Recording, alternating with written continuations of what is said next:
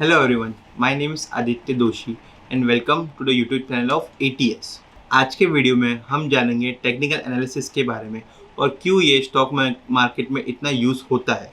Video में आगे बढ़ने से पहले let's understand what kind of analysis is used in stock market. Basically stock market में दो तरह के एनालिसिस होते हैं, एक है टेक्निकल एनालिसिस और दूसरा है फंडामेंटल एनालिसिस। तो चलिए शुरू करते हैं टेक्निकल एनालिसिस के बारे में।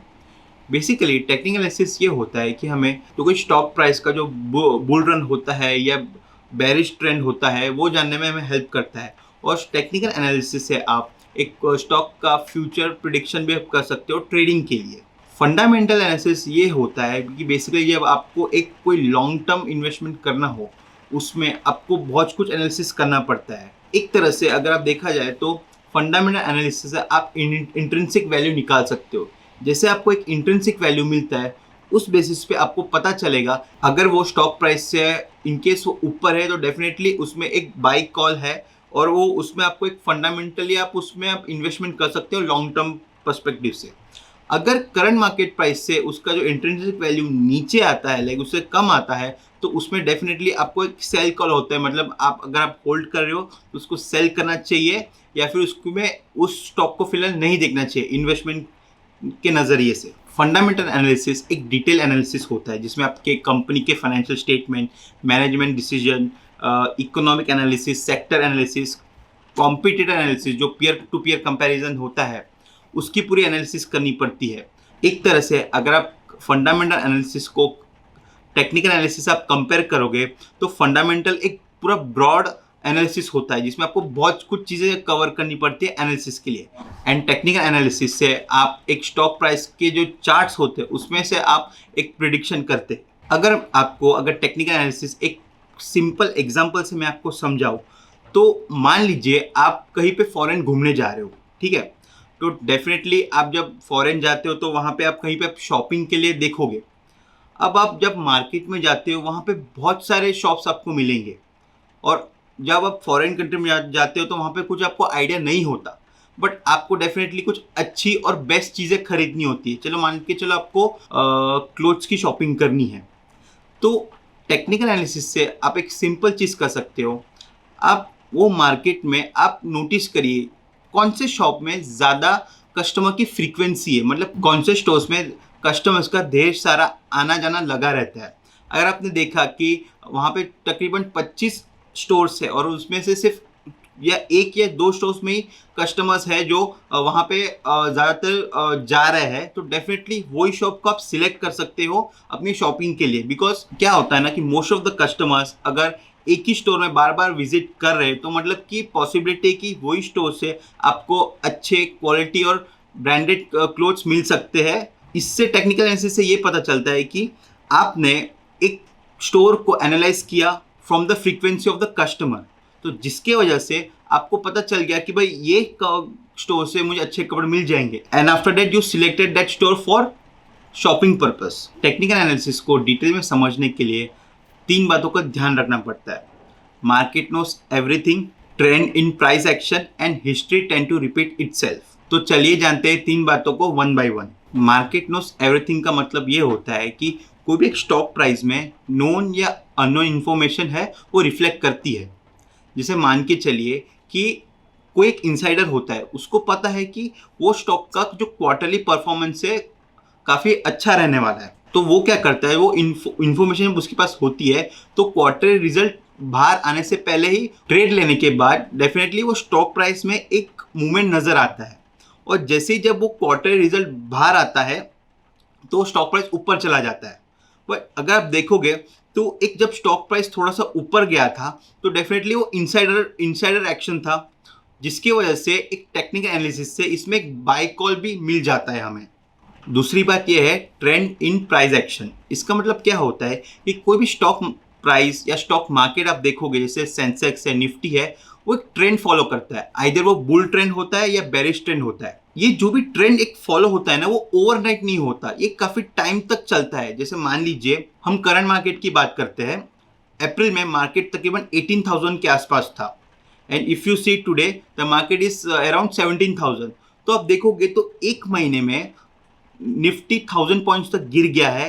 ये जो ट्रेंड है ये पूरी एक रात का नहीं, ये पूरे महीने भर से चल रहा है। इसीलिए जो ट्रेंड होता है, तो टेक्निकल एनालिसिस से हमें ये भी पता लगता है कि इस वक्त वो स्टॉक प्राइस का या मार्केट का ट्रेंड किस तरफ है, आइदर वो अपसाइड पोटेंशियल है या डाउनसाइड पोटेंशियल है। तो टेक्निकल एनालिसिस से हमें ये भी पता चल जाता है। तीसरी बात ये है कि history tend to repeat itself. इसका मतलब ये होता है कि हर युग में इतिहास दोहराया जाता है। अगर आप एक एग्जांपल लोगे, जैसे 1929 का ग्रेट डिप्रेशन एंड 2008 का रिसेशन, हिस्ट्री रिपीट हुई। अगर मैं एक एग्जांपल की बात करूं out of the financial world, हमारे इंडियन एस्ट्रोनॉमर्स ने स्पेस साइंस में बहुत अचीवमेंट किया था, and today we have ISRO. Today they have achieved many things and they are best in the world. इसी एग्जांपल से देखा जाए तो इतिहास हमेशा दोहराया जाता है। उसी तरह एक स्टॉक प्राइस में भी हमेशा एक सिमिलर पैटर्न देखने मिलता है। वही टेक्निकल एनालिसिस से आप वो पैटर्न को आइडेंटिफाई कर सकते हो और उससे आप एक ट्रेडिंग के लिए आप उसको एक टारगेट सेट कर सकते हो, चाहे वो इंट्राडे कॉल्स हो या स्विंग ट्रेडिंग हो या पोजिशनल कॉल हो। अब हम जानेंगे टेक्निकल एनालिसिस में किस तरह के चार्ट्स यूज होते हैं। पहले तो है लाइन चार्ट, सेकेंड है bar charts and third most important candle stick. चलिए शुरू करते हैं लाइन चार्ट से। बेसिकली लाइन चार्ट ये होता है कि जब आप एक स्टॉक प्राइस का क्लोजिंग प्राइस एक ग्राफ पे अगर आप डालते हो, जाके एवरी पॉइंट आप कनेक्ट करते हो, जैसे कि आज का क्लोजिंग प्राइस कितना था, कल का कितना था, एक हफ्ते का पहले का कितना था, या फिर एक महीने के पहले कितना था। जब वो पॉइंट के थ्रू आप एक जो लाइन कनेक्ट करते हो उसे लाइन चार्ट कहते हैं।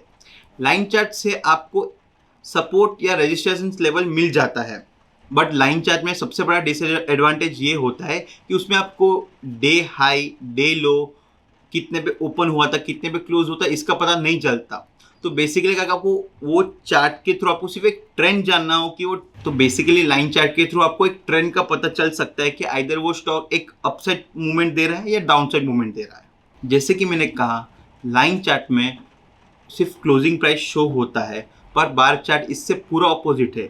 इस चार्ट में आपको open price, day high, day लो और क्लोजिंग प्राइस का पता चल जाता है। अगर आपको बार चार्ट मैं आपको एक प्रैक्टिकल में आपको समझाऊं, तो मैं आपको एक पिक्चर शो करता हूं जिसमें आपको प्रॉपर्ली समझ में आएगा, या उसको आप विजुअलाइज भी कर सकते हो। जैसे ये पिक्चर में आप देख सकते हैं कि जो ओपनिंग प्राइस है इसका 105 है, डे हाई इसका 120 है, डे लो इसका 100 है और क्लोजिंग प्राइस 115 है।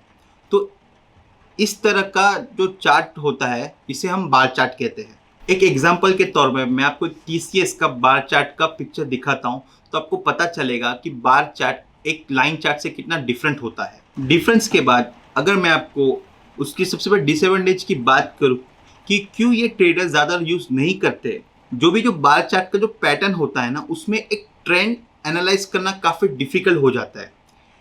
इसकी वजह से ज़्यादातर ट्रेडर्स या फिर जो एनालिस्ट होते हैं वो कैंडल स्टिक का यूज़ करते हैं। चलिए जानते हैं most important type of chart के बारे में, जो है कैंडल स्टिक चार्ट। एक बार चार्ट का अपग्रेडेड वर्जन है, उसमें भी आपको opening price, closing price, day high और डे लो दिखने मिलेगा।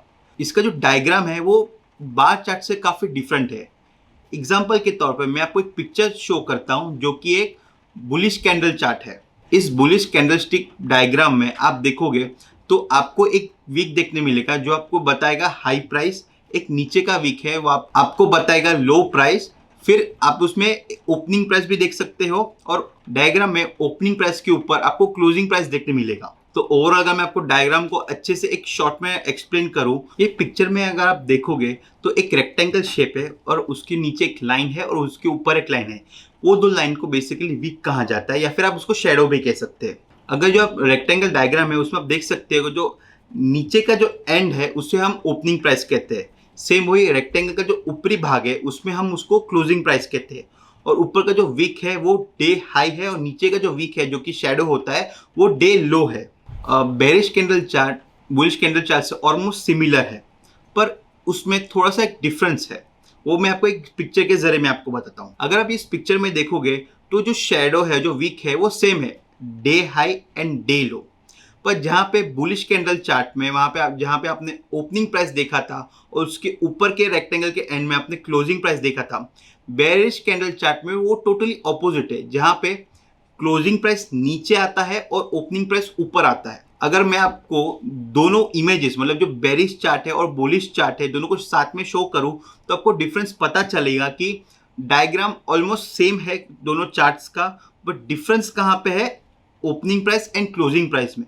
तो जिससे आपको एक विजुअली पता चलेगा कि एक बेरिश कैंडलस्टिक क्या होता है और एक बुलिश कैंडलस्टिक क्या होता है। एक कैंडलस्टिक चार्ट कैसा होता है वो मैं आपको एक पिक्चर के जरिए शो करता हूँ। जैसा भी एक पिक्चर में देख सकते हैं ये TCS का कैंडलस्टिक चार्ट है।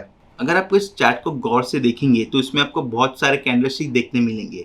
एक है ग्रीन कलर का, दूसरा रेड कलर का। ग्रीन कलर मतलब एक बुल कैंडल होता है और रेड कलर मतलब वो बेरिश कैंडल होता है। अगर आप इस चार्ट को एक अच्छे से जूम इन करेंगे तो आपको पता चलेगा कि कुछ कुछ कैंडलस्टिक काफ़ी बड़े हैं, कुछ कुछ कैंडलस्टिक काफ़ी छोटे हैं। ठीक है, तो वो एक डिफरेंस क्या है वो मैं आपको बता देता हूँ। जो बड़े कैंडलस्टिक है चाहे वो रेड कलर हो या ग्रीन कलर हो, उसका मतलब ये होता है कि वो टाइम पे उस मोमेंट पे हाईएस्ट ट्रेडिंग एक्टिविटी थी। अगर वो ग्रीन कलर है मतलब कि ज़्यादा बाइंग एक्टिविटी है, अगर रेड कलर है तो समझ लो वहाँ पे ज़्यादा सेलिंग एक्टिविटी है। अगर वही मैं बात करूँ छोटे कैंडलस्टिक की, वो टोटली उसका ऑपोजिट है। मतलब जहाँ पे आपको रेड या ग्रीन एक छोटा कैंडलस्टिक दिखा मतलब वहाँ पे लेस ट्रेडिंग एक्टिविटी है। कैंडलस्टिक चार्ट में आपको बहुत सारे इन्फॉर्मेशन मिल जाते हैं। आइदर जो स्टॉक प्राइस मूवमेंट है वो न्यूज़ की वजह से है या फिर वो बाइंग और सेलिंग एक्टिविटी की वजह से है। अगले वीडियो में मैं आपको बताऊंगा कि जिस तरह से ये जो पैटर्न है कैसे आइडेंटिफाई होते हैं, सपोर्ट एंड रेजिस्टेंस लेवल के बारे में and different types of charts के बारे में, कैसे ये चार्ट्स स्टॉक प्राइस के फ्यूचर प्रेडिक्शन और ट्रेडिंग के लिए यूज होते हैं। अगर आपको हमारी ये वीडियो पसंद आई हो तो सब्सक्राइब अस।